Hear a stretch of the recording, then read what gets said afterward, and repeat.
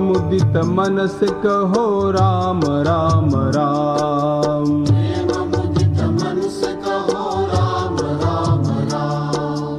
राम राम राम राम राम राम श्री राम राम राम। आगे चल के शुक्रवेरपुर के भीलों ने भी भरत जी को पहले कहां समझा। वे तो भरत जी को मारने पर उतारू हो गए थे। ये तो भरत जी के व्यक्तित्व के दर्शन के पश्चात उनका अनुभव यह रहा कि हमने गलत सोचा था। भरत जी का कहना यह है, माताएं आखिर माताएं हैं, यह निषाद भील भील है, यह किसी बात को न समझे तो इसका मुझे दुख नहीं है। आप जैसे महात्माओं के अंतःकरण में भी यदि मेरे लिए संदेह है तो मेरा जीवन बेकार हो गया। हतोस्मि यदि मामेवं भगवान अपि मन्यते। अन्य लोगों ने मुझे समझा नहीं, इसका मुझे दुख नहीं है, क्योंकि आखिर वे लोग अज्ञानी लोग हैं। आप भी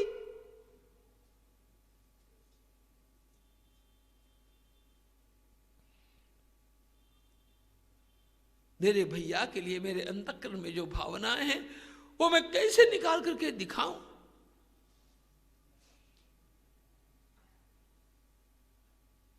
भरद्वाज मुनि चुप हो गए, बोले कुछ नहीं। अपनी सिद्धियों के बल पर उन्होंने अयोध्या के आए हुए लोगों की सारी व्यवस्थाएं अत्यंत उत्तम रीति से करवा दी। अपने आप ही वहां पर महल खड़े हो गए, खान पान की व्यवस्थाएं हो गई, उत्तम शैयाएं निर्माण हो गई, खाद्य पेय आदि कोम की व्यवस्था हो गई। दास दासी उनके सामने झूलने लगे। अयोध्या के सारे लोगों को तो कष्टों की आदत नहीं थी ना, इसलिए इतने दिनों का यह प्रवास करते करते थोड़े ऊब तो गए ही थे, थक तो गए ही थे। इसलिए वहां की सुविधाएं प्राप्त करके उनको बहुत अच्छा लगा।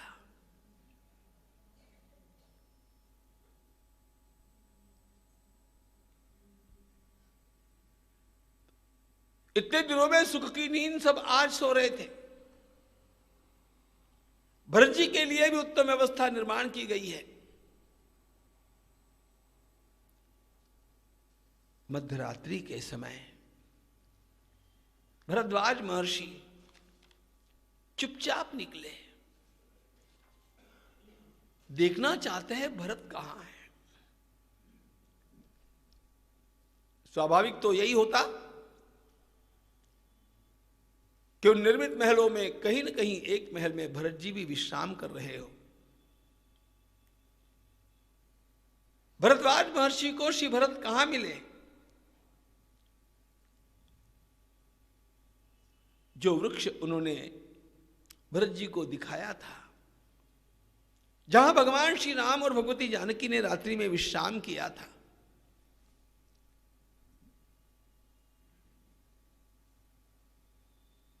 ये अवधूत योगी, ये प्रेम का अवधूत योगी उस पेड़ के नीचे बैठा हुआ रात्रि में सीताराम सीताराम सीताराम सीताराम सीताराम की रट लगाए केवल अश्रुपात कर रहा था। अंतःकरण विषाद से भरा था कि मुझ पापी के कारण भैया को यहां वृक्ष के नीचे सोना पड़ा, मुझ अपराधी के कारण भाभी को यहां वृक्ष के नीचे सोना पड़ा। भरत जी उन शैयाओं के मध्य में बैठ करके केवल सीताराम सीताराम सीताराम सीताराम की रट लगाते हुए अश्रुपात कर रहे हैं। बाकी सब अयोध्यावासी सो रहे हैं।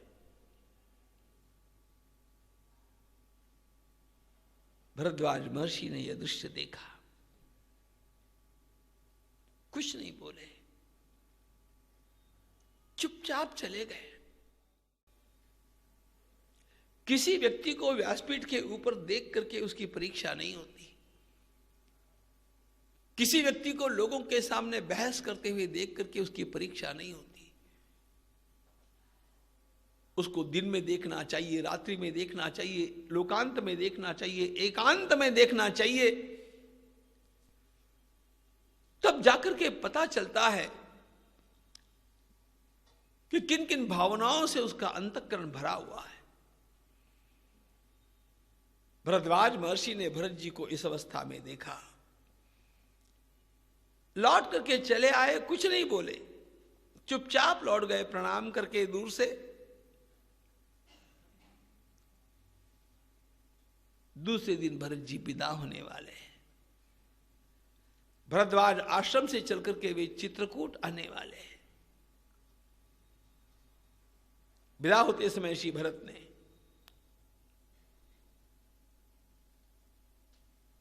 कहा, मुझे आशीर्वाद दीजिएगा गुरुदेव।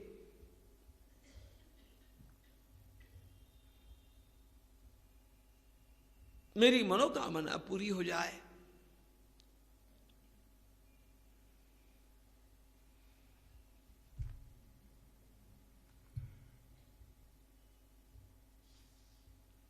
गुरुदेव आप बोलते क्यों नहीं है?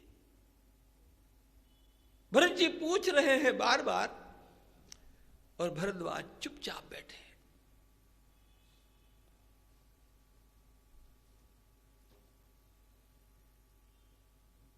सब लोगों ने क्या देखा? भरद्वाज महर्षि के नेत्रों से आंसू बहने लगे। ऋषियों के नेत्रों से ऐसे आंसू नहीं बहते।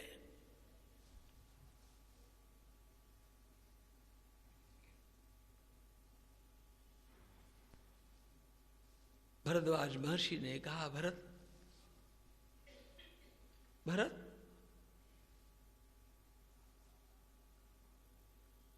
तुम्हें सही बात बताऊं, एक बात ध्यान रखना बेटा, हम मन में रहने वाले लोग हैं, हमें किसी की कुछ भी नहीं पड़ी है।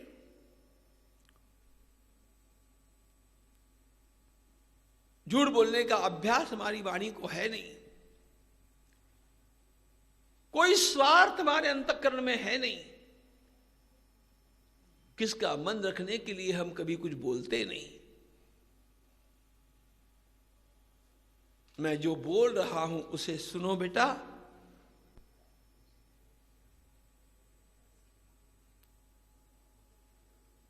कल मैंने तुम्हें साफ साफ एक चुपती बात पूछ ली थी,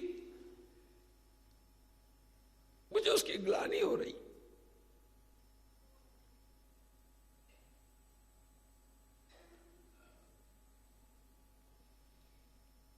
जब भगवान श्री राम का दर्शन मुझे इस आश्रम में हुआ, तब ऐसे लगा कि मेरे जीवन के सारे पुण्य आज सफल हो गए।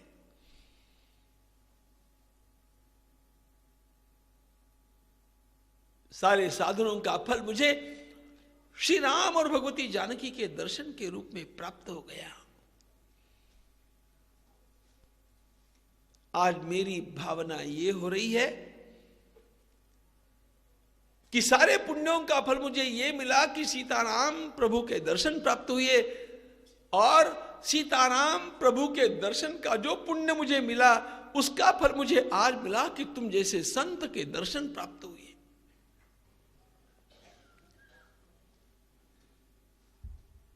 एक दिन पहले भरद्वाज मुनि के अंतःकरण में भरत जी के लिए इतनी सारी शंकाएं, इतना सारा संशय भरा हुआ था। साफ साफ उन्होंने पूछ लिया था, तुम्हारे मन में कोई पाप तो नहीं है ना श्री राम और लक्ष्मण के प्रति? और वे ही मुनि आज कह रहे थे, भरत तुम्हारा दर्शन पाकर के मैं धन्य हो गया। भगवान सीताराम प्रभु के दर्शन दुर्लभ, लेकिन तुम जैसे संत के दर्शन उससे भी दुर्लभ। भगवान भगवत गीता में यही कहते हैं, स महात्मा सुदुर्लभा।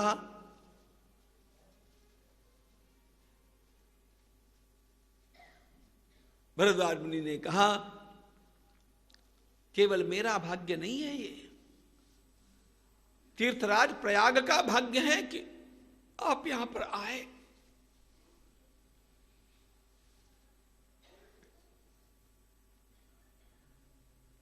शास्त्रों में यह बात साफ लिखी है। सामान्य लोग तीर्थों में जाते हैं, वे अपनी मलिनता का त्याग होकर के तीर्थों से अपने को पवित्र बनाने के लिए जाते हैं। और जब भगवान के प्रेम में लीन महात्मा तीर्थ में जाते हैं तो उनका प्रभाव ऐसा होता है कि तीर्थों को आनंद होता है कि लोगों के जो मल यहां पर छूट गए उनका नाश करके हमें पवित्र बनाने के लिए इन महात्मा जी का आगमन हुआ है।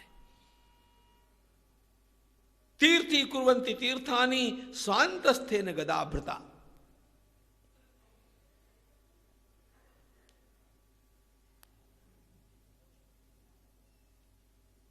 प्रेम मूर्ति श्री भरत जी को देख करके सभी लोग गदगद थे।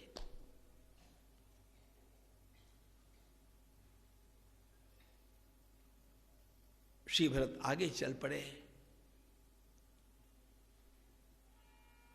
भगवान के मंगलमय नाम का कीर्तन करते हुए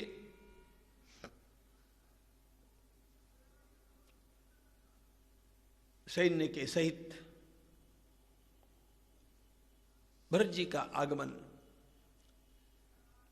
अब चित्रकूट के समीप हो रहा है।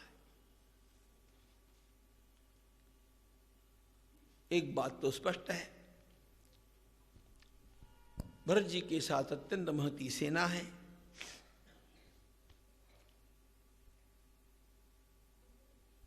अकेला व्यक्ति चलता है तो उसका चलने का वेग अधिक होता है।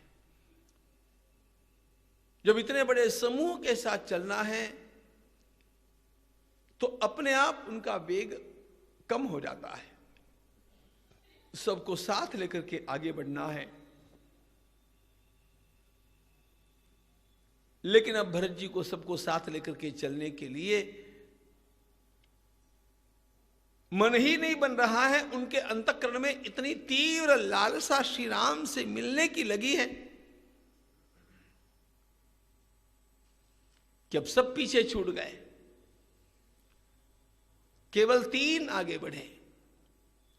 श्री भरत जी है, लखनलाल शत्रुघ्न कुमार है और निषादराज गुहा है। भगवान का निवास कहां पर है यह निषादराज गुह को पता है, इसलिए मार्गदर्शक के रूप में वे चले हैं और भरत जी को संभालते हुए श्री शत्रुघ्न चले हैं।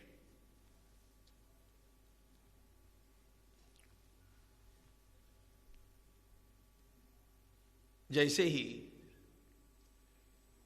भगवती मंदाकिनी का दर्शन हुआ,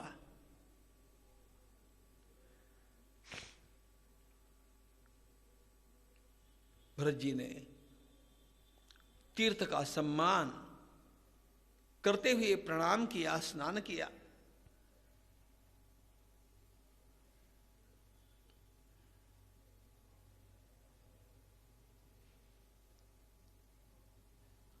सेना आ रही है।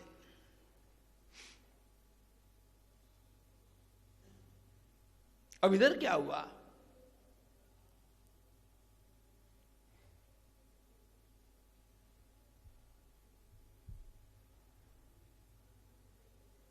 भगवान श्री राम कामदगिरी के ऊपर विराजमान है। भगवान श्री राम और भगवती जानकी की एक कुटिया बनी है, लखनलाल जी की अन्य कुटिया बनी है। भस्म धारण किए, जटाजूट बांधे, वलकल धारण किए भगवान कुछ मुनियों के साथ बातचीत करते बैठे हैं। एकाएक क्या हुआ, वन के श्वापद वेग से इधर उधर दौड़ने लगे, पंछी वेग से चहकने लगे, श्वापद गर्जना करने लगे, वन में असहज हलचल मच गई। कुछ तो भी संकट जैसी बात आने के पश्चात वनों में ऐसे होता है। वन में निवास करने वाले इन बातों को समझ जाते हैं। इस सारी हलचल को देख करके लखनलाल जी ने एकदम विचार किया, क्या हो गया है, अब समीप से क्या दिखता। इसलिए एक पेड़ के ऊपर चढ़ गए, ऊपर लखनलाल जी, और ऊपर से देखते हैं। ऊपर चढ़ करके उन्होंने कुछ देखा, उनको जो कुछ दिखा उसके कारण वे वेग से नीचे आए। भगवान से भी कुछ बात किए बिना एकदम अपने कक्ष में गए। अपनी कुटिया में जाकर के तुरंत उन्होंने कवच धारण कर लिया, अपने शस्त्रास्त्र धारण कर लिए, और युद्ध में जैसे योद्धा तैयार होकर के चलता है उस प्रकार अपने को सिद्ध करके जब वे बाहर आए तो भगवान ने पूछा, लक्ष्मण क्या बात है। एकदम लखनलाल जी ने लाल होकर के कहा, वो कैकेयी का बेटा आया है। भगवान ने कहा, मतलब क्या। बड़ी सेना को लेकर के आया है। ननिहाल से लौटने के पश्चात राज्याभिषेक करा लिया होगा, और राज्याभिषेक के पश्चात उसके मन में आया होगा कि राज्य तो मिल गया, लेकिन इन दोनों कांटों को दूर करना चाहिए अपने मार्ग में से। इसलिए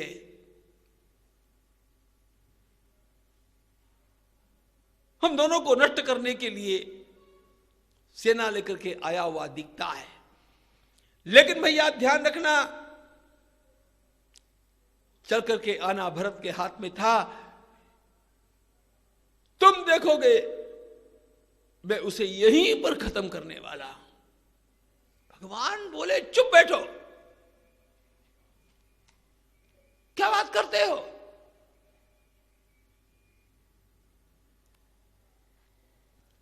संपूर्ण राम कथा में भगवान ने लखनलाल जी का ऐसा अपमान कहीं पर नहीं किया है, ध्यान रखना। प्रभु ने जब कहा कि चुप बैठो, चुप तो बैठ गए।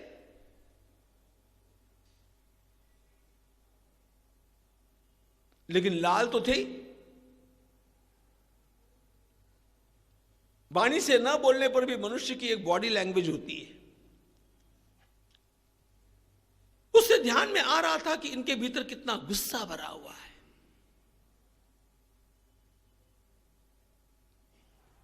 भगवान बोले, लक्ष्मण तुम कैसी बात करते हो। भरत के साथ युद्ध करने की बात।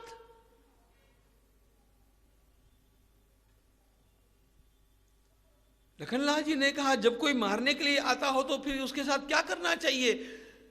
भगवान बोले, लक्ष्मण फिर चुप बैठो। शस्त्र लेकर के मारने के लिए भरत मेरे पास कभी नहीं आ सकते। See, this is called the confidence of character. सारे सर्कमस्टांसेस अगेंस्ट है, फिर भी भगवान को भरत जी के लिए आशंका नहीं है।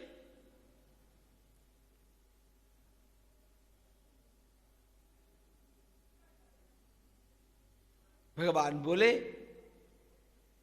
जो भगवान यहां पर बोले हैं ना, ये भरत जी का सर्वोच्च भाग्य है। भरत जी का दुर्भाग्य है कि उनको जन्म देने वाली मां ने उनको समझा नहीं, कौशल्या माता ने उनको समझा नहीं, अयोध्या के लोगों ने उनको समझा नहीं, श्रृंगवेरपुर के भीलों ने उसको समझा नहीं, और तो और महर्षि भरद्वाज मुनि ने उनको समझा नहीं, और तो और साक्षात लखनलाल जी महाराज ने भी उनके प्रेम को समझा नहीं। यह उनका दुर्भाग्य है। लेकिन उनका सद्भाग्य है कि श्री राम के अंतःकरण में उनके प्रति कभी आशंका का इतना सा भी अंश जागृत नहीं हुआ। भगवान बोले, सुनो लक्ष्मण, मुझे पता नहीं है भरत आए हैं कि नहीं आए, लेकिन यदि भरत आए होंगे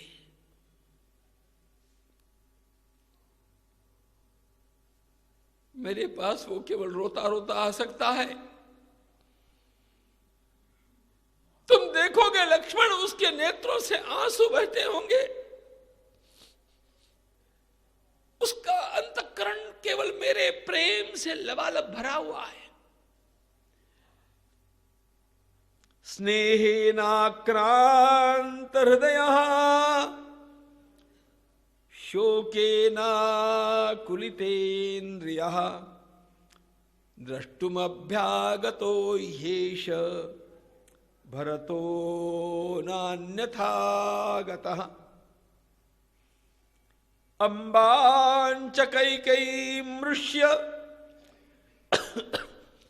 भरतश्चाप्रियं वदन् प्रसाद्य पितरं श्रीमान् राज्यं में दातुमागत। धन्य Bharat, so much of confidence। भगवान कहते हैं लक्ष्मण सुनो, कैकेयी माता ने जो किया वो किया, लेकिन भरत वो मान्य नहीं करेगा। उल्टे भरत ने अपनी मां से अत्यंत क्रोध किया होगा, पिताजी को समझाया होगा कि उनकी क्या भूल हुई है, उनको मना लिया होगा और क्षमा याचना करते हुए राज्य पुनः मुझे लौटाने के लिए ही भरत आ सकते हैं, लड़ने के लिए भरत आ सकते नहीं।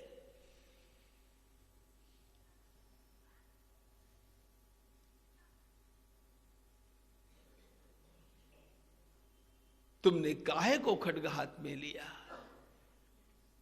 भाई को भाई का स्वागत तलवार से नहीं करना चाहिए लक्ष्मण, भाई को भाई का स्वागत केवल प्यार से करना चाहिए।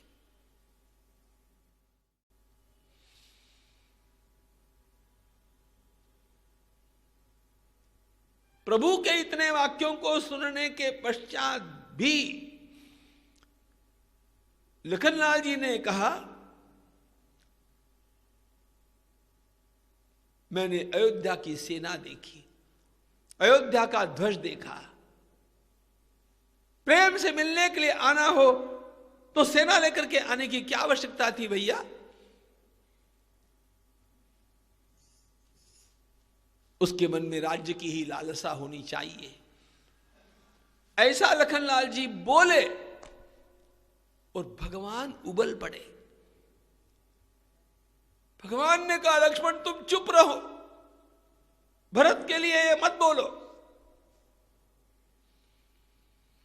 उसके पश्चात भगवान बोलते हैं, अरे तुमने क्या लगाया है राज्य राज्य राज्य।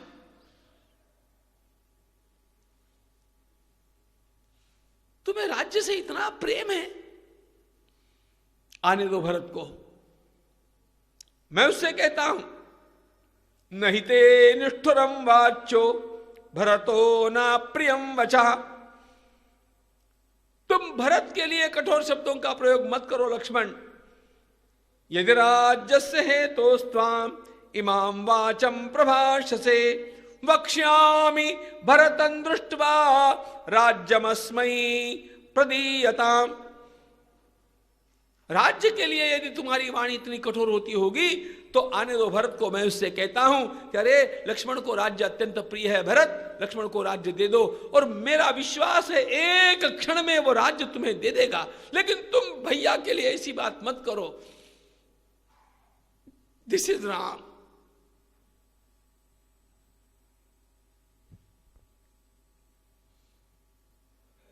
भरत का सद्भाग्य यह है, लखनलाल जी के इतनी दलीलें करने के पश्चात भी भगवान एक क्षण के लिए भी इस बात को मान्य करने को तैयार नहीं कि भरत मेरे साथ विरोध करने के लिए आ सकते भी हैं ना।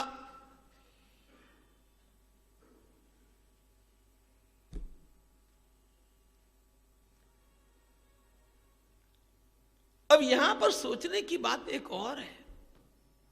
लक्ष्मण को राज्य से प्रेम था, अरे ये वो लक्ष्मण है जो राम प्रेम के इतने दीवाने हैं। उनको वन में आने की आवश्यकता नहीं थी,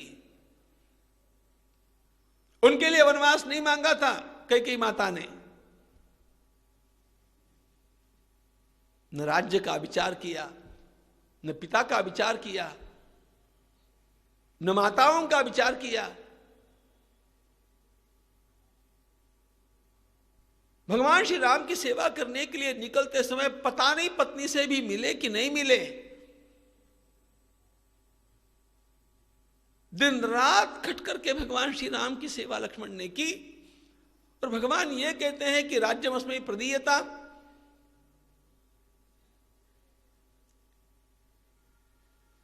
वैसे देखा जाए तो लखनलाल जी के सारे सेवा कार्य का अपमान है, लेकिन उसे इस ढंग से नहीं लेना चाहिए। शास्त्रों के शब्दों की भी मीमांसा की पद्धति से व्यवस्था करनी होती है।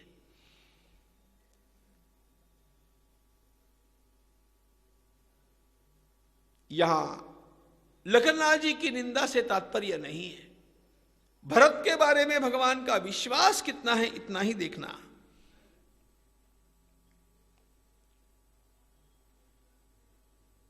अब लखनलाल जी चुप हो गए, हाथ बांध करके खड़े हो गए।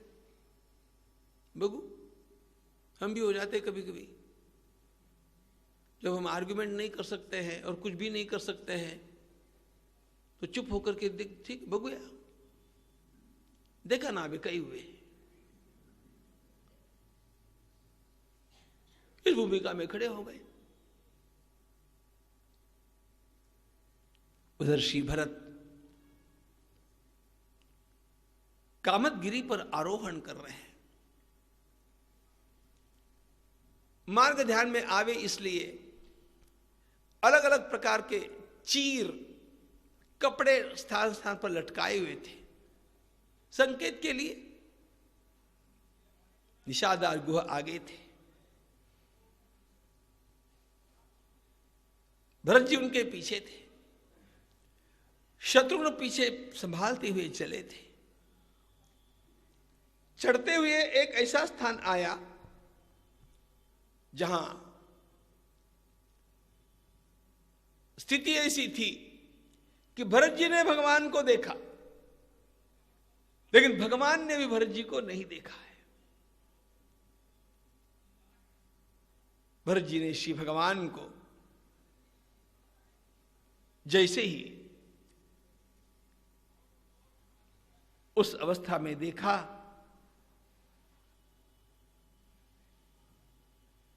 उनका हृदय विदीर्ण हो गया।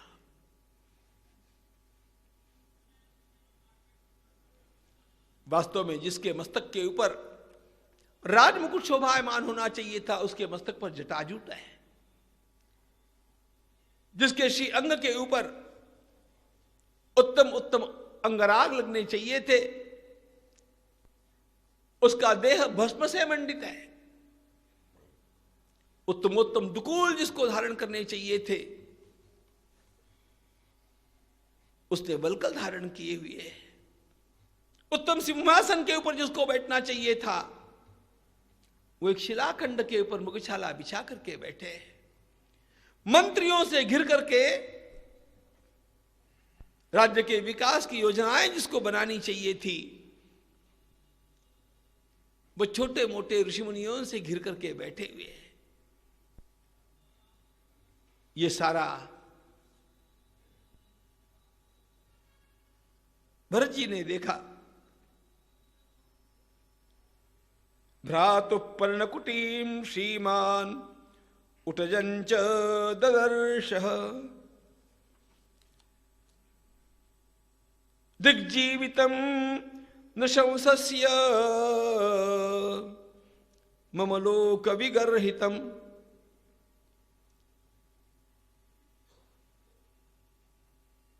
बार बार भरत जी के मन में एक ही विचार आ रहा था, धिक्कार है मुझे, ये सारा मेरे कुल का अधपतन केवल मेरे कारण हुआ।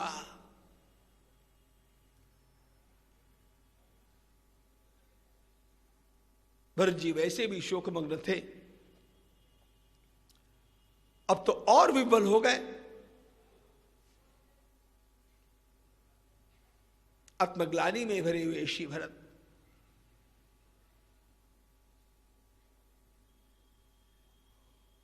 कुटिया के सामने बाड़ के बाहर आकर के खड़े हो गए।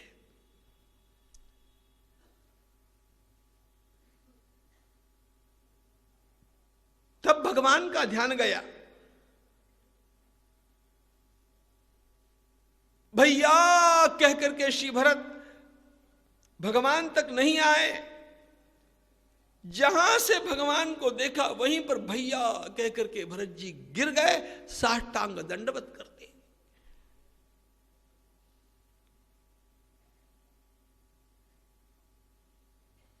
अपने प्राण प्रिय भरत को इस अवस्था में देखा, प्रभु का अंतःकरण जल गया। भरत आने की वार्ता तो लखनलाल जी ने उनको दी थी, उनको पता नहीं था कि भरत जटाजूट धारण किए हुए आएगा, बलकल धारण किए हुए आएगा। इस वेश में भरत को देखने की तो कल्पना भी कोई नहीं कर सकता था।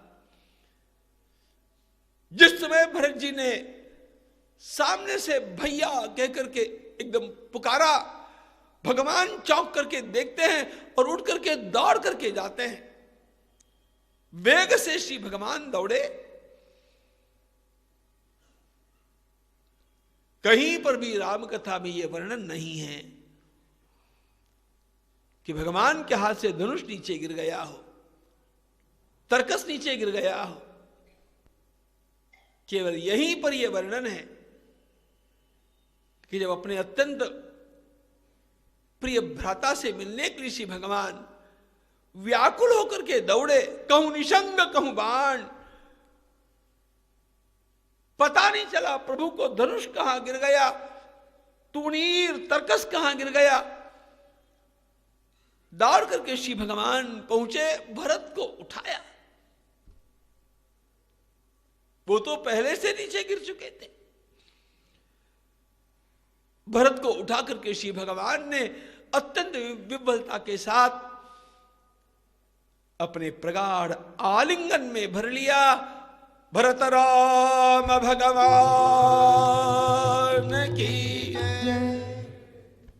चित्रकूट धाम की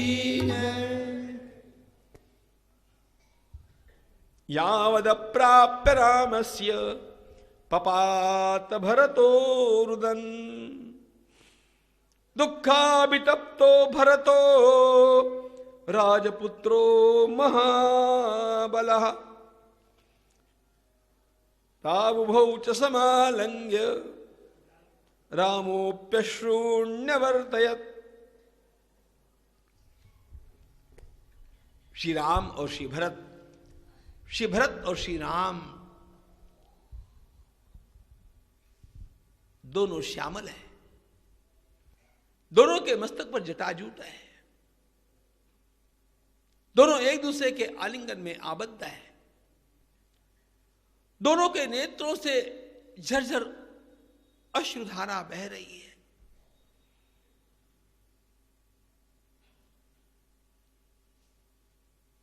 सारा दृश्य ही अद्भुत था।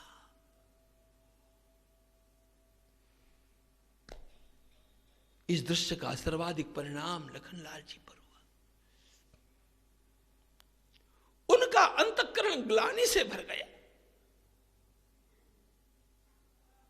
श्री भरत के रूप में आज वे एक महान संत का दर्शन कर रहे थे, जिसके बारे में उन्होंने कुछ उल्टा पुल्टा ही सोचा था।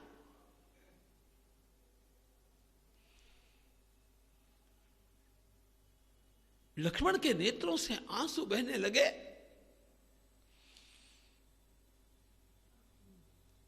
कि मेरे मन में भरत के बारे में इतने विचार क्यों आए।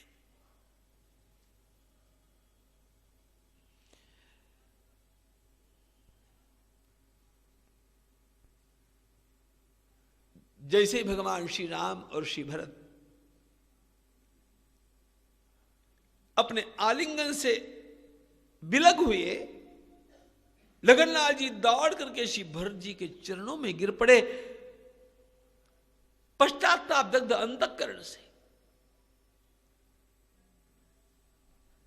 इसी भरत को मारने के लिए उन्होंने कवच धारण किया था,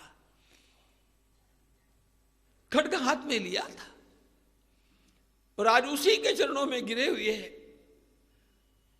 लेकिन भरत जी ने लक्ष्मण को उठा करके अपने गले लगाते कहा, लक्ष्मण तुम्हें मेरे पगों में नहीं गिरना चाहिए, मुझे तुम्हारे चरणों में गिरना चाहिए। अरे तुमने तो राम भैया की सेवा की है, मैं राम भैया के दुख का कारण बना हूं। पापी तो मैं हूं,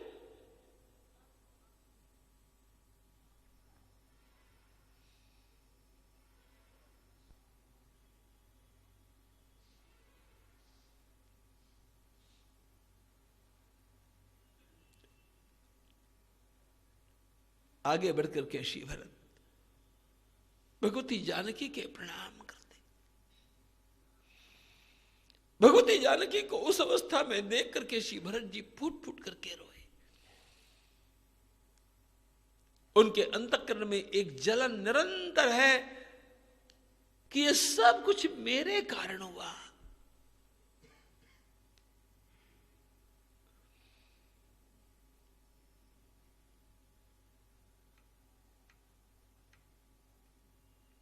इसके पश्चात सभी का एक दूसरे से मिलन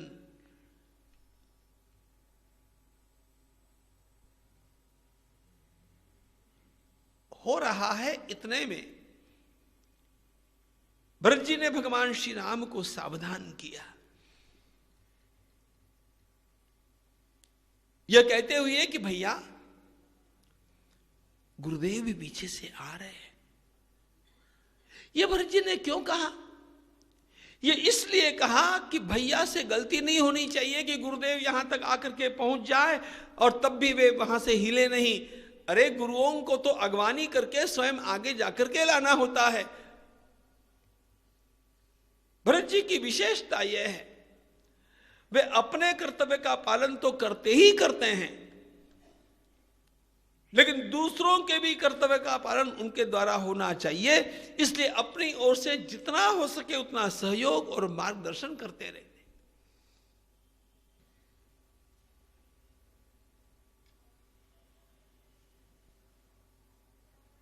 कर्तव्य प्रधान श्री प्रभु जाकर के भगवती मंदाकिनी में स्नान करके पिताजी के लिए श्राद्ध विधि करते हैं।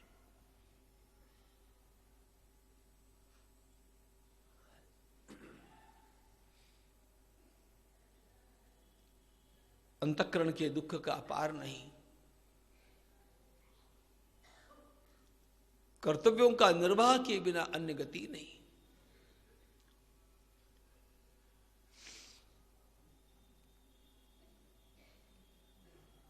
गुरुदेव का माताओं का स्वागत तो पहले ही कर लिया है।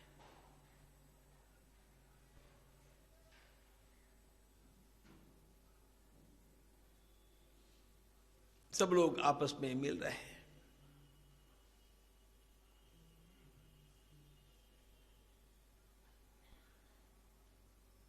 चित्रकूट पे पधारे हुए अयोध्यावासी लोगों की सेवा के लिए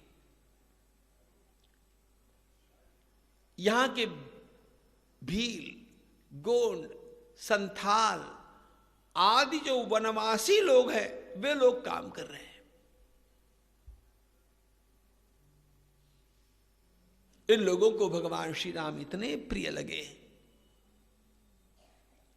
उन सबकी धारणा यह बन गई कि भगवान श्री राम के मेहमान हैं तो हमारे ही तो मेहमान हैं। भगवान श्री राम को किसी से कहना नहीं पड़ा। वैसे अयोध्या के लोगों की अपनी स्वयं की व्यवस्थाएं थी,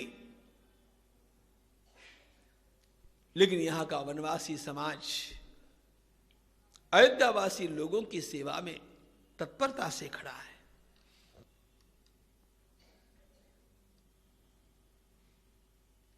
मुख्य बात का विचार अब आरंभ होना है। भरत जी की यह वन यात्रा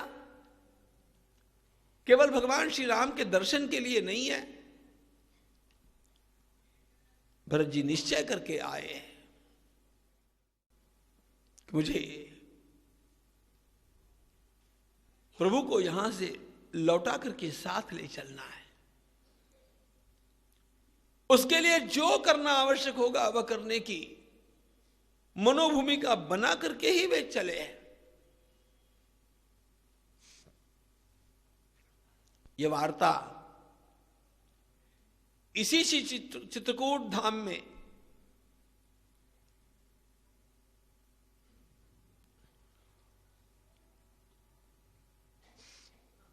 अनेक दिनों तक चली। यह घंटे 2 घंटे का वार्तालाप नहीं था। भरत जी को एक बात का पता है कि श्री रामभद्र भावना विवश होकर के निर्णय लेते नहीं।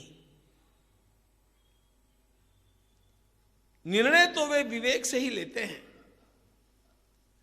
और इसलिए उनके सामने रोने धोने से काम नहीं चलता है। भगवान श्री राम की इस विशेषता को जानो। भावना के स्थान पर भावना है, लेकिन कोई भी भावना विवेक का स्थान नहीं ग्रहण कर सकती।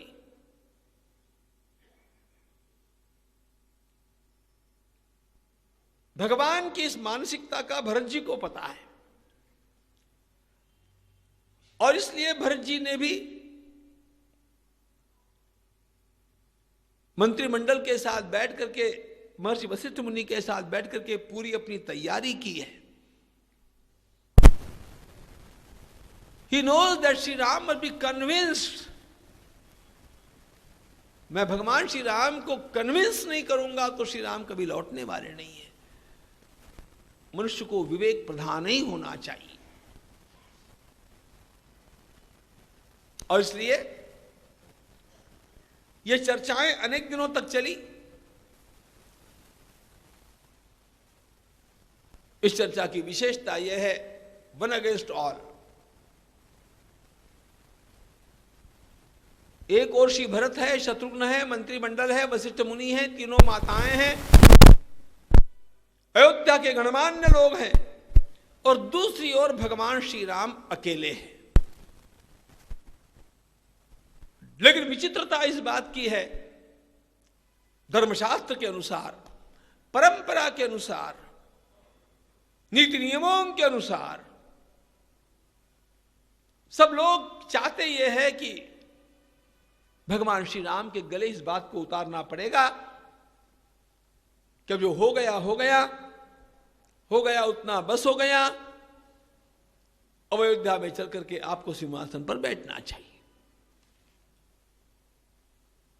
इसी बात के लिए तो सब आए हैं।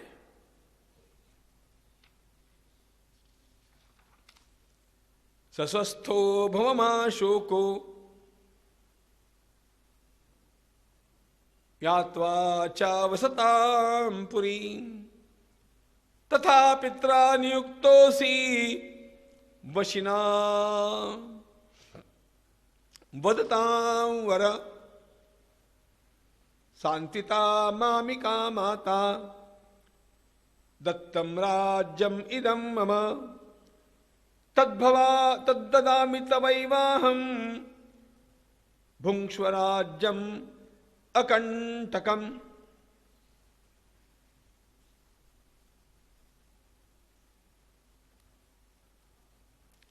सबसे पहली बात भरत जी ने श्री भगवान से कहा कि भैया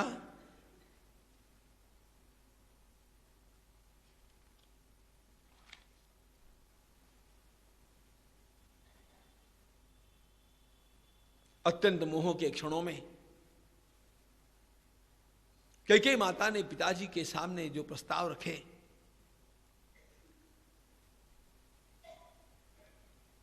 और लाचारी से मां के अधीन होकर के पिताजी ने जिस बात को मान्यता दी,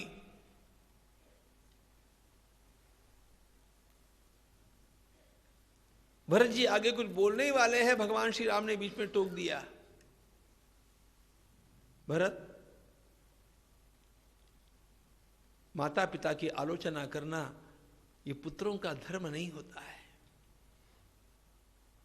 मैं वो पुत्र हूं जो आजीवन अपने माता पिता का अधिकार अपने ऊपर मान्य करता हूं, इसलिए तुम मां के ऊपर दोषारोपण मत करो, पिताजी के ऊपर दोषारोपण मत करो, किसी के ऊपर दोषारोपण न करते हुए अपनी बात बताओ।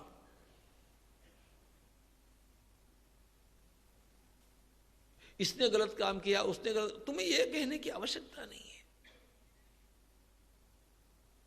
तुम्हें अपनी बात जो बतानी है बताओ।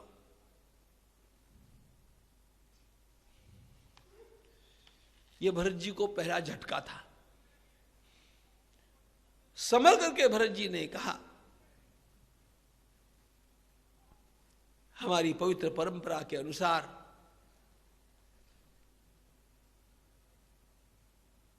सिंहासन पर ज्येष्ठ का अधिकार होता है,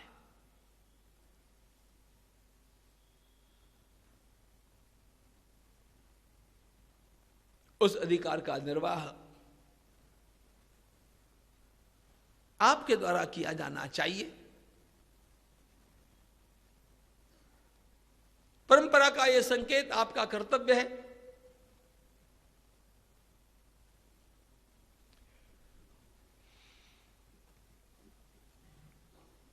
भगवान बोले, माताजी ने जो वचन मांगे उसका क्या हो गया भाई? भरत जी ने कहा, मां साथ में आई है, तुम मां से पूछ सकते हो, शांतिता मामिका माता। उस समय भूल से कैकेयी माता ने ये कुछ कर दिया, बोल दिया, लेकिन अब वो भी समझ गई।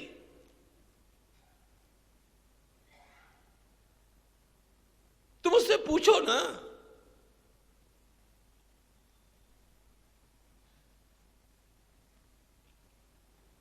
भगवान बोले,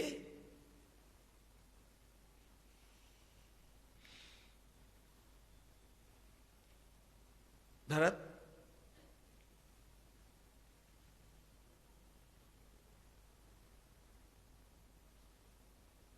जिस माता ने ये वरदान मांगे थे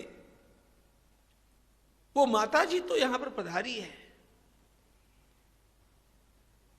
लेकिन ये वरदान जिन्होंने दिए वे पिताश्री कहां हैं?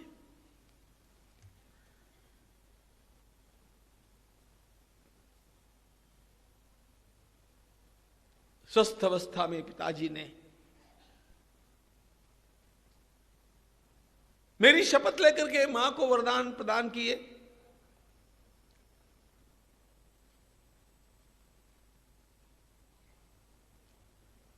उन वरदानों के अनुसार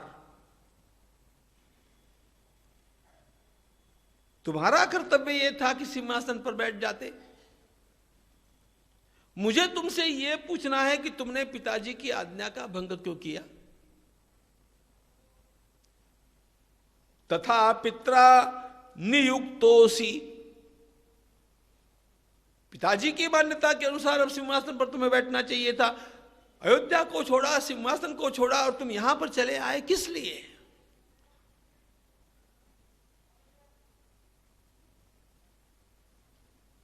दर्जी की आंखों में आंसू आ गए। उन्होंने कहा, मैं ये नहीं जानता।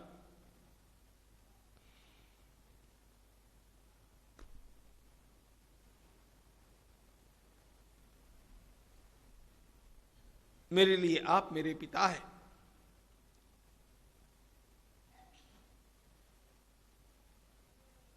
मैं तो आपके चरणों में यही प्रार्थना करने के लिए आया हूं कि जिनके भी द्वारा जो भी भूल हुई होगी,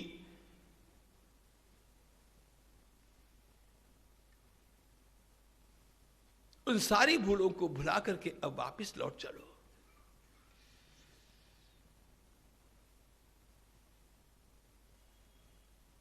भगवान बोले,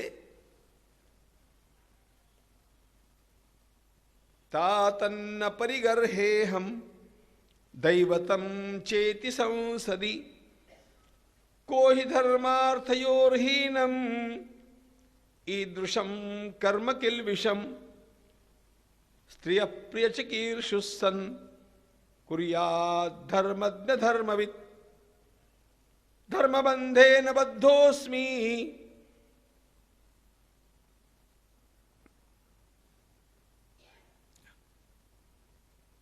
भरत, हम लोग धर्म से आबद्ध हैं और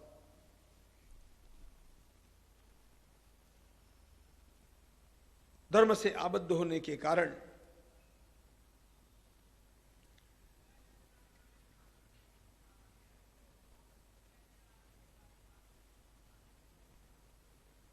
पिताजी की बात का उल्लंघन करना हमारे लिए योग्य नहीं है।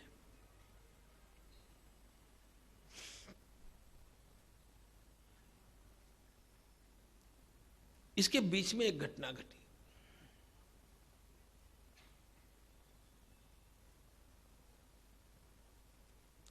अयोध्या के मंत्रिमंडल में जाबाली नाम के एक महात्मा थे। उन महात्मा ने एकदम बोलना आरंभ कर दिया कि अरे, इतने अच्छे कुल में जन्मे हुए आप दोनों राजकुमार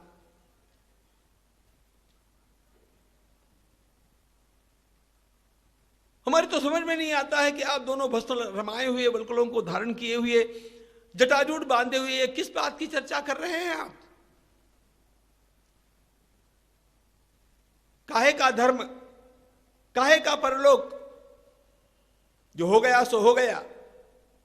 राजकुमार है आप, क्षत्रिय हैं आप, आपको लौट करके अपना राज्य संभालना चाहिए कि धर्म के नाम को लेकर के बकवास करते हुए यहां पर अपने दिनों को खराब करना चाहिए?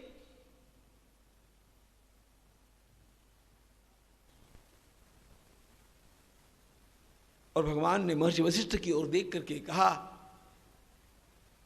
जिसको धर्म में विश्वास नहीं, इस प्रकार के इस व्यक्ति को अयोध्या के मंत्रिमंडल में किसने ग्रहण किया?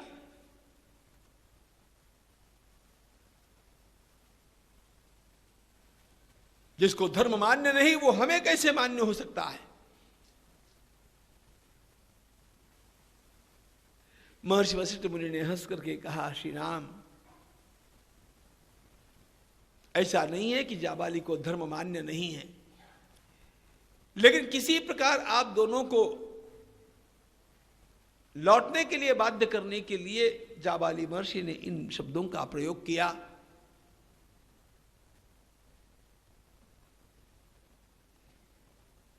भगवान शांत हुए।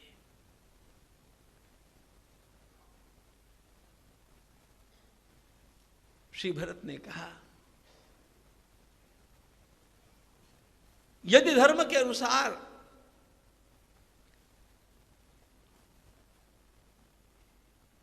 मान लिया पिताजी ने वचन दिए, मां ने वचन मांगे, पिताजी ने दिए,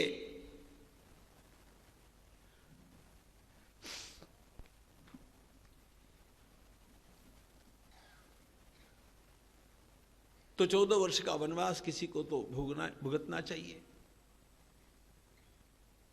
एक काम हो सकता है,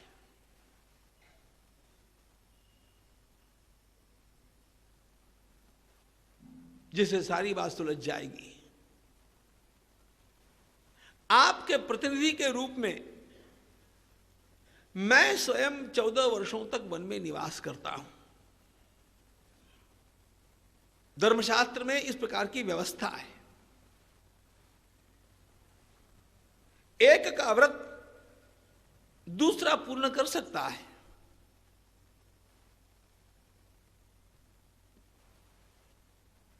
परंपरा का भी पालन हो, लोगों के अंतःकरण के दाह की भी शांति हो, इसलिए हमें ऐसा ही करना चाहिए। आप लौट जाइए, राज्य कीजिए, आपके व्रत का पालन मैं करता हूं।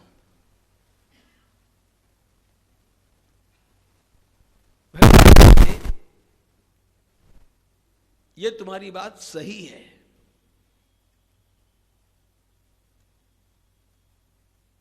लेकिन सामान्य अवस्था में ऐसा नहीं किया जाता। पति का व्रत पत्नी कर सकती है, गुरु का व्रत शिष्य कर सकता है, पिता का व्रत पुत्र कर सकता है। व्रत में प्रतिनिधि चलता है, लेकिन वो चलता कब है? यदि जिसने व्रत ग्रहण किया है वो बूढ़ा हो या छोटा बालक हो या रुग्ण हो या कारागृह में हो।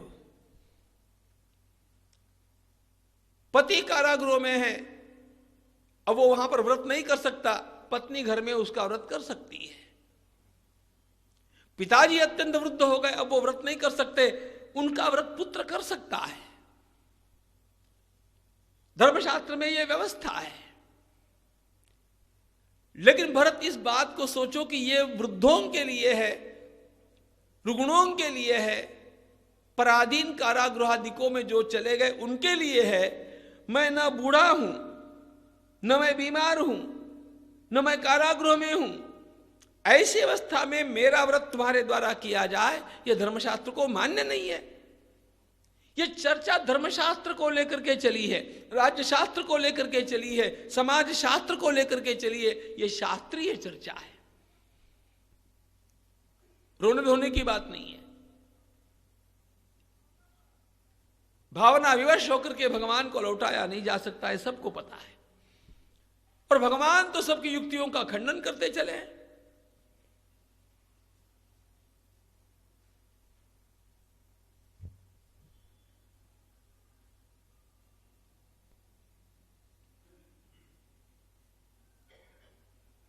भरत जी ने कहा, तुम ऐसे नहीं मानोगे शत्रुघ्न, मेरा आसन ले आओ। मैं तुम्हारी कुटिया के सामने बैठ करके आमरण उपोषण करने वाला। भगवान ने कहा, इतना बड़ा पाप तुम करोगे?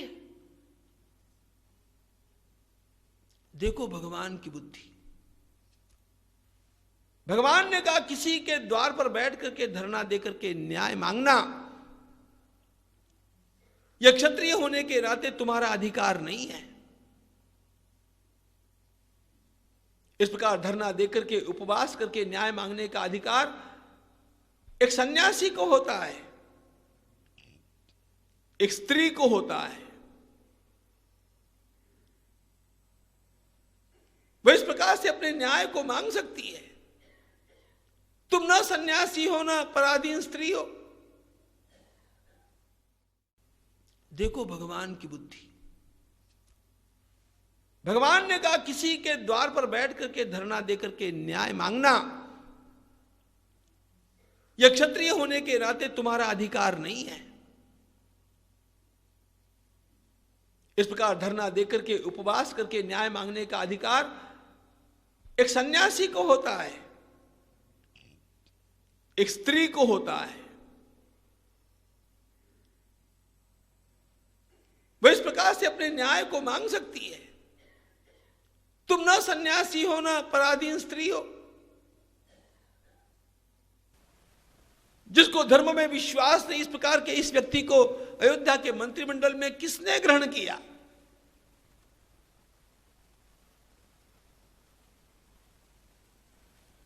जिसको धर्म मान्य नहीं, वो हमें कैसे मान्य हो सकता है? महर्षि वशिष्ठ मुनि ने हंस करके कहा, श्री राम, ऐसा नहीं है कि जाबाली को धर्म मान्य नहीं है, लेकिन किसी प्रकार आप दोनों को लौटने के लिए बाध्य करने के लिए जाबाली महर्षि ने इन शब्दों का प्रयोग किया।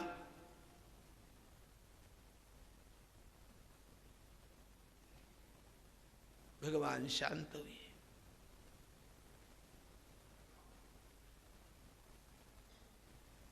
श्री भरत ने कहा, यदि धर्म के अनुसार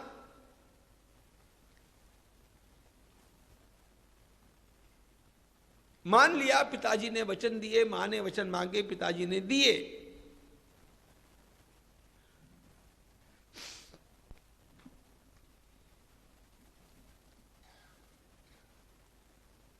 तो 14 वर्ष का वनवास किसी को तो भुगतना चाहिए।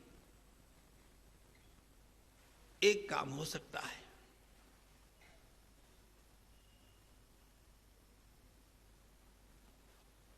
जिससे सारी बात सुलझ जाएगी। आपके प्रतिनिधि के रूप में मैं स्वयं 14 वर्षों तक वन में निवास करता हूं। धर्मशास्त्र में इस प्रकार की व्यवस्था है। एक का व्रत दूसरा पूर्ण कर सकता है।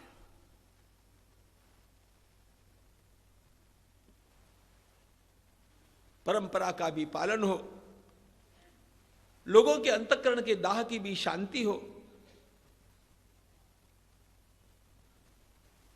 इसलिए हमें ऐसा ही करना चाहिए। आप लौट जाइए, राज्य कीजिए, आपके व्रत का पालन मैं करता हूं।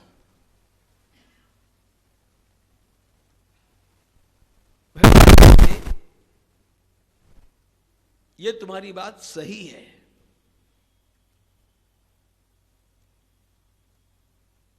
लेकिन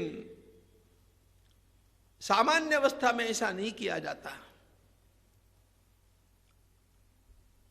पति का व्रत पत्नी कर सकती है, गुरु का व्रत शिष्य कर सकता है, पिता का व्रत पुत्र कर सकता है। व्रत में प्रतिनिधि चलता है, लेकिन वो चलता कब है? यदि जिसने व्रत ग्रहण किया है वो बूढ़ा हो या छोटा बालक हो या रुग्ण हो या कारागृह में हो। पति कारागृह में है, अब वो वहां पर व्रत नहीं कर सकता, पत्नी घर में उसका व्रत कर सकती है। पिताजी अत्यंत वृद्ध हो गए, अब वो व्रत नहीं कर सकते, उनका व्रत पुत्र कर सकता है। धर्मशास्त्र में यह व्यवस्था है। लेकिन भरत, इस बात को सोचो कि यह वृद्धों के लिए है, रुग्णों के लिए है, पराधीन कारागृहादिकों में जो चले गए उनके लिए है। मैं न बूढ़ा हूं, न मैं बीमार हूं, न मैं कारागृह में हूं। ऐसी अवस्था में मेरा व्रत तुम्हारे द्वारा किया जाए, यह धर्मशास्त्र को मान्य नहीं है। यह चर्चा धर्मशास्त्र को लेकर के चली है, राज्य शास्त्र को लेकर के चली है, समाज शास्त्र को लेकर के चली है। यह शास्त्रीय चर्चा है, रोने धोने की बात नहीं है। भावना विवश होकर के भगवान को लौटाया नहीं जा सकता है, सबको पता है। और भगवान तो सबकी युक्तियों का खंडन करते चले हैं।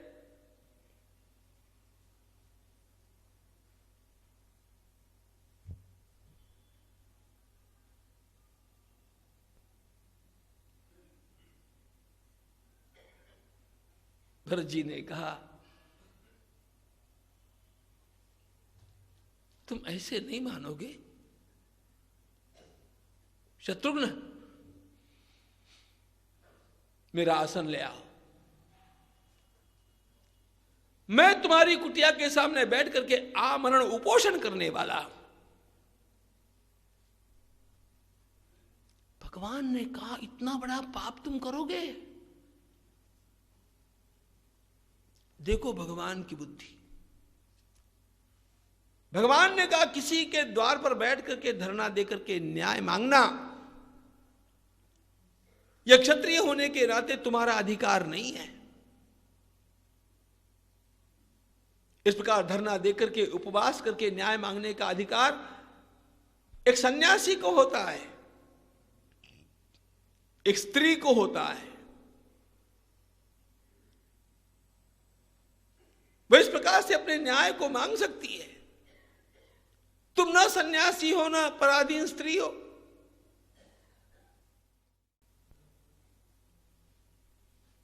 क्षत्रिय का यह मार्ग नहीं है।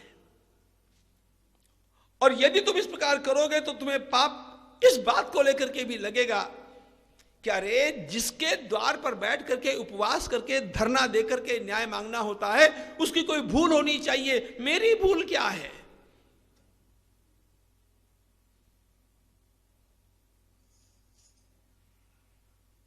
भरत जी का यह बाण भी भगवान ने विफल कर दिया।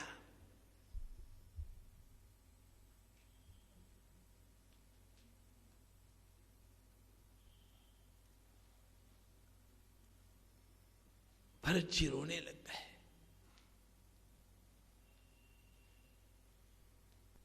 महर्षि वशिष्ठ मुनि ने कहना चाहा, श्री राम, एक गुरु के रूप में मैं भी कुछ कहना चाहता हूं। रघुवंश की परंपरा, भगवान ने तुरंत हाथ जोड़कर के कह दिया, गुरुदेव, आप मुझे किसी प्रकार का आदेश मत कीजिए। वशिष्ठ मुनि को भेटों का प्रयोग करने का अधिकार है। सारी बातों को हटा करके वे अपनी वाणी से कुछ भी करवा सकते हैं, लेकिन भगवान ने उनसे प्रार्थना की, आप किसी प्रकार की आज्ञा अपने शिष्य को करने से पहले एक बात का विचार कीजिए, मेरे पिताजी के वचन का क्या होगा?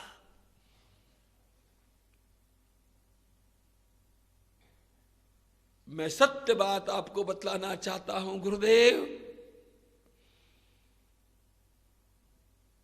चाहे हिमालय का सारा बर्फ पिघल जाए, चंद्र का सारा सौंदर्य समाप्त हो जाए, सागर अपनी मर्यादा का उल्लंघन कर दे, लेकिन श्री राम अपने पिताजी के सत्य वचन को सत्य ही करके रहेगा।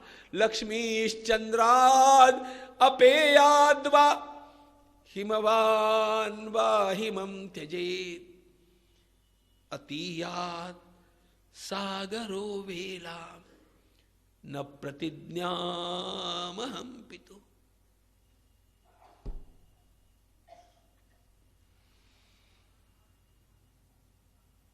अब प्रभु के आगे क्या बोला जा सकता था?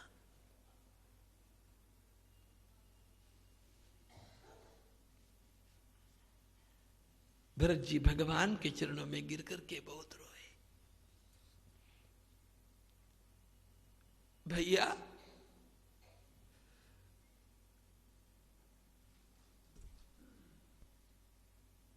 तुम अपने धर्म का पालन करते हो,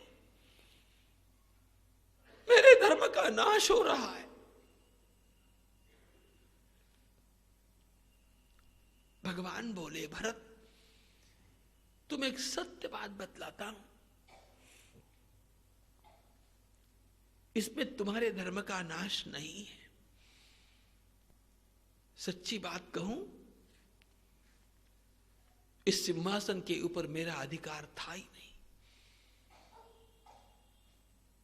यहां भगवान एक वो बात बतलाते हैं जो अन्य किसी को पता नहीं है, केवल वशिष्ठ मुनि को पता है। भगवान ने कहा, भरत सुनो, ज्येष्ठ पुत्र के रूप में मैं जन्मा, तब भी मेरा इस सिंहासन के ऊपर अधिकार नहीं था,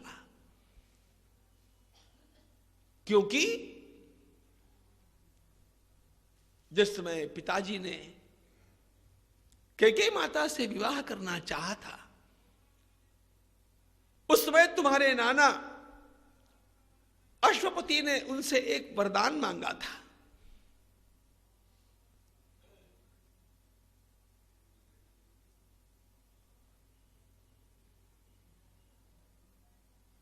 उन्होंने कहा था, मैं अपनी कन्या आपको प्रदान कर सकता हूं महाराज दशरथ, लेकिन एक शर्त पर करूंगा।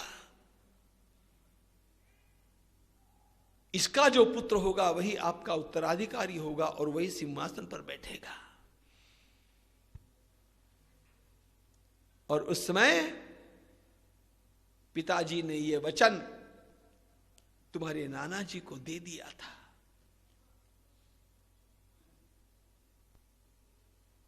बड़ा कौन और कौन नहीं, यह तो बाद का विचार है भरत।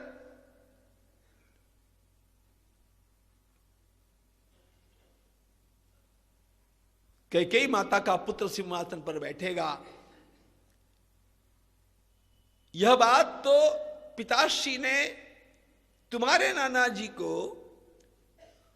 हम सभी का जन्म होने से पहले ही बतला दी थी।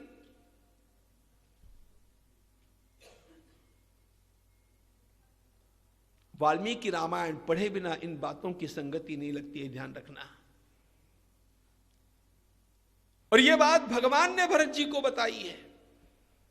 पुरा भ्रात पिता नस्स मातरंते समुद्वहन माता महे समाश्रौषीत राज्य शुल्कम अनुत्तमम। कैकेयी से विवाह करने से पूर्व ही जब पिताजी ने यह वचन तुम्हारे नाना जी को दे दिया था कि इसका बेटा सिंहासन पर बैठेगा, तब सिंहासन पर मेरा अधिकार था कहां? इसलिए सिंहासन पर बैठने से तुम्हारे धर्म का नाश नहीं होगा।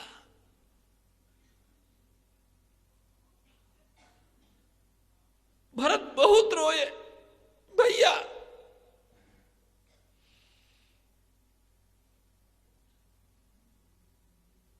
अब क्या हो सकता था?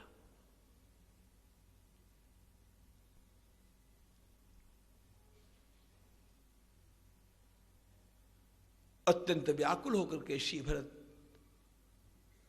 रोते हुए भगवान के श्री चरणों में गिर करके एक बात कहते हैं,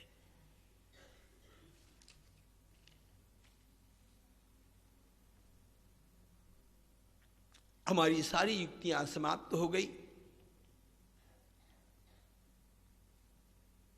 बुद्धि तुम्हारे आगे चलती नहीं, बुद्धिर विकुंठिता नाथ समाप्ता मम युक्तयः।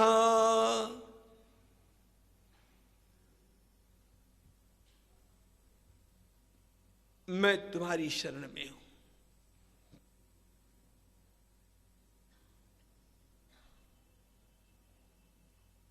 केवल इतनी प्रार्थना है,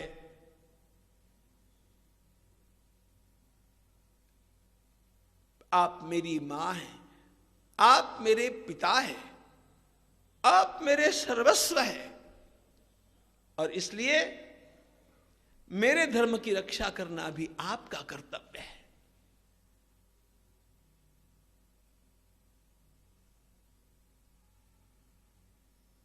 तब भगवान ने श्री भरत जी को युक्ति सुझाई, जिसमें किसी के भी धर्म का ह्रास न होते हुए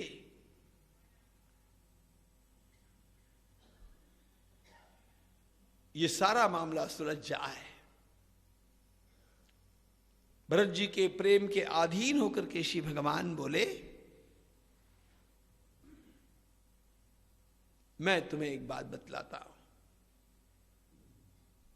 तुम लौट जाओ, 14 वर्षों तक राज कर लो। मैं तुम्हें वचन देता हूं, 14 वर्षों के पूर्ण होते ही मैं लौट करके अयोध्या आऊंगा, और यदि उस समय तुम्हारी यह धारणा होगी कि मुझे यह राज्य भैया को लौटा देना चाहिए, तो एक भाई के द्वारा दूसरे भाई को दिए गए उपहार के रूप में उस राज्य का मैं स्वीकार करूंगा। अवश्य करूंगा। कैकेयी माता ने भरत जी के लिए राज्य आजीवन मांगा था। भगवान ने सुझा दिया, इसमें पिताजी की बात भी रह जाएगी और तुम्हारी बात भी रह जाएगी। भरत जी का चेहरा चमक उठा। बहुत बड़ी कृपा की भैया तुमने, बहुत बड़ी कृपा की। 14 वर्षों के पश्चात लौट करके राज्य करने की बात मान ली। आपके महान उपकार। अब एक उपकार और कर दो। लोगों को तो लगा कि इस विवाद में श्री राम की विजय हुई। भरत जी ने कहा, एक कृपा और कर दो, आप पुल्याद्या पादुका, आपकी पवित्र पादुकाओं की याचना। और इन पादुकाओं के माध्यम से भरत जी क्या करने वाले हैं? भगवान श्री राम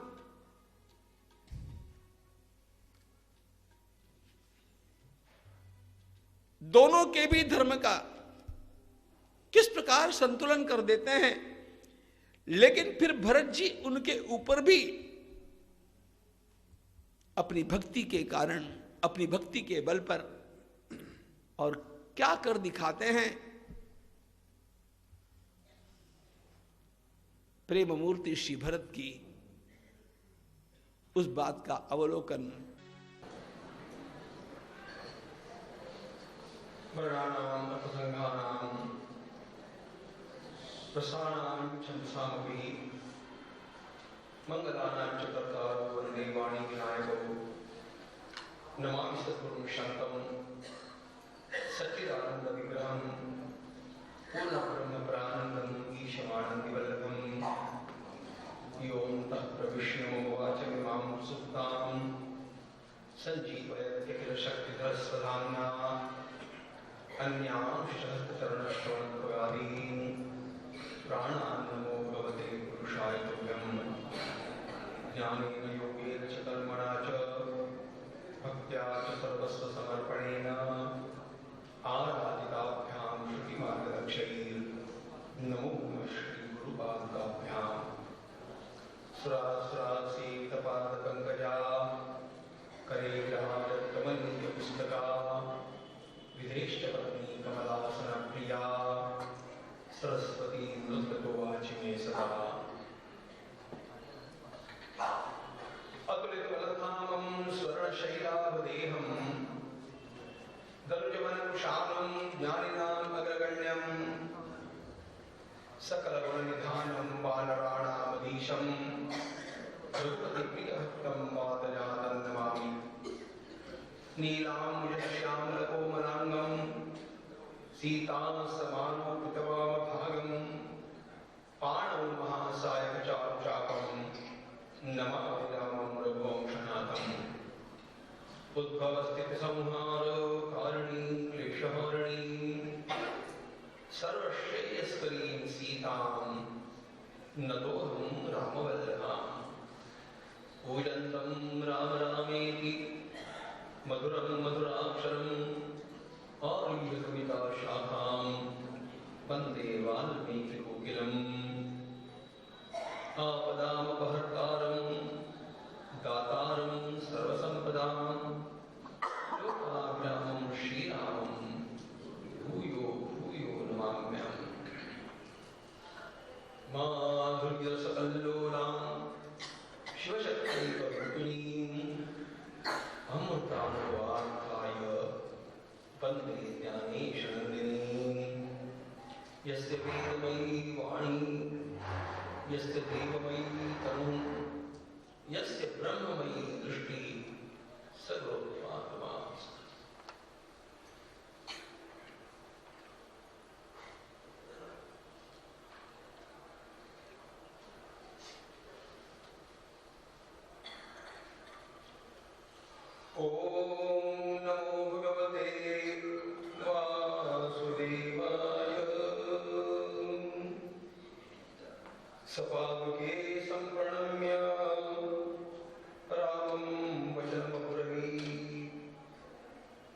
चतुर्दशै वर्षाणि जटाचीरधरो ह्यहम् फलमूलाशनो वीर भवेयं रघुनन्दन।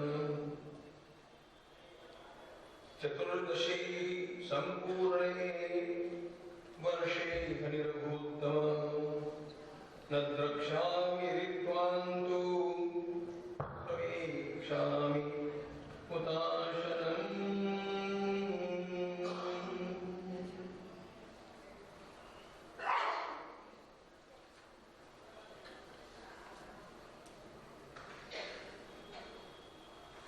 अनंत परमात्मा की दिव्य कथा में तल्लीन भगवान महादेव जी महाराज वर्णन करते हैं। पार्वती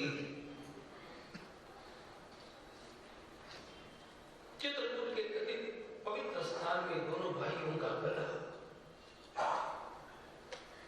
एक अनोखा कलह था।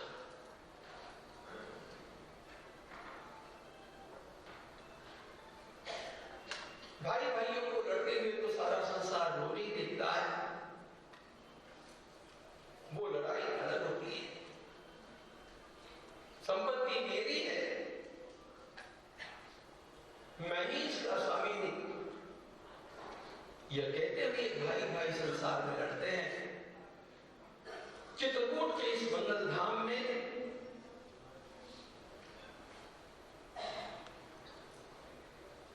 अयोध्या के दोनों राजकुमार भाई आपस में लड़ रहे थे। राज्य मेरा है कहने के लिए नहीं, राज्य मेरा हो ही नहीं सकता ये बताने के लिए। इस साम्राज्य का मैं स्वामी हूं ये बताने के लिए नहीं, इस साम्राज्य के स्वामी तुम हो ये कहने के लिए और इसको प्रमाणित करने के लिए।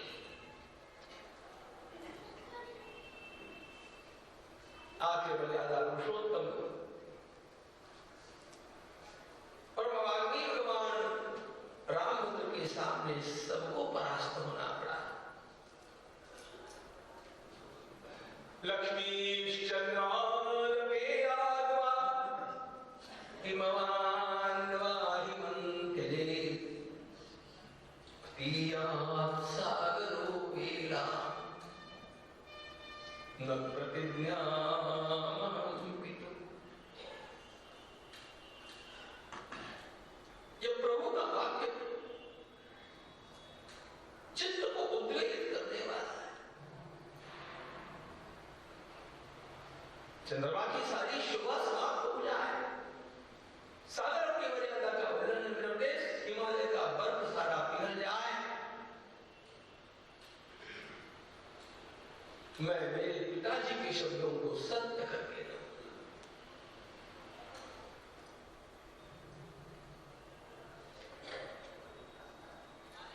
धर्म के दायरे के अधीन रहकर के दोनों भाइयों का यह कलह हुआ।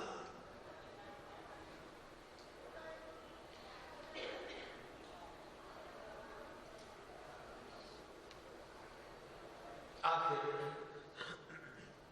अब क्या होगा?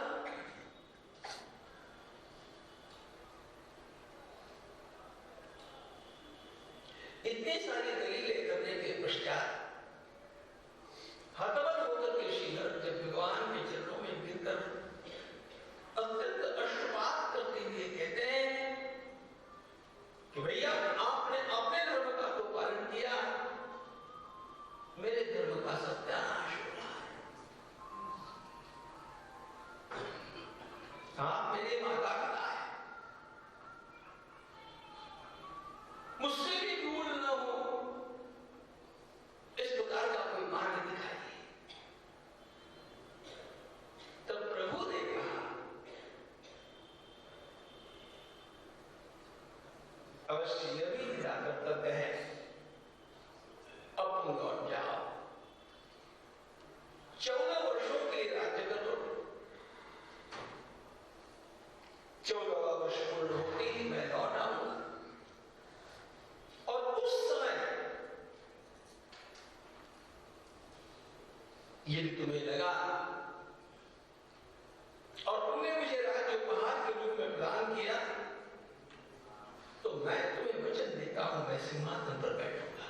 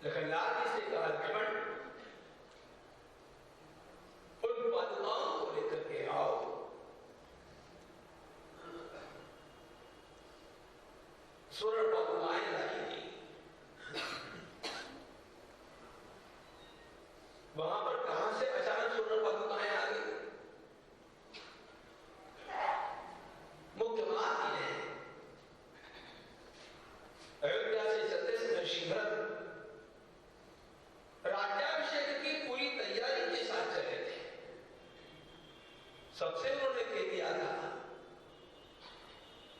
जहां मैया का दर्शन होगा वही राज्याभिषेक करेंगे। इसीलिए तो वे मंत्रिमंडल को और छोटी सेना को भी साथ में लेकर के चले।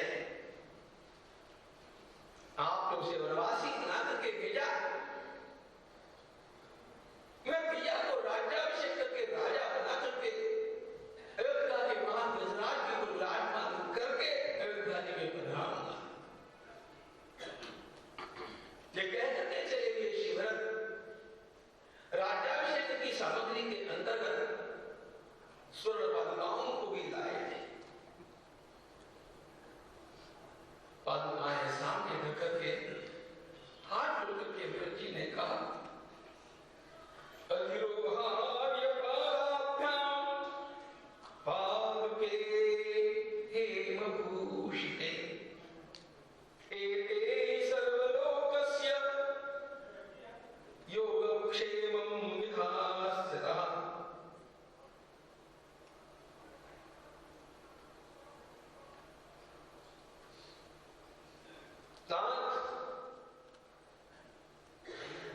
कुछ क्षणों के लिए इन पादुकाओं को धारण करके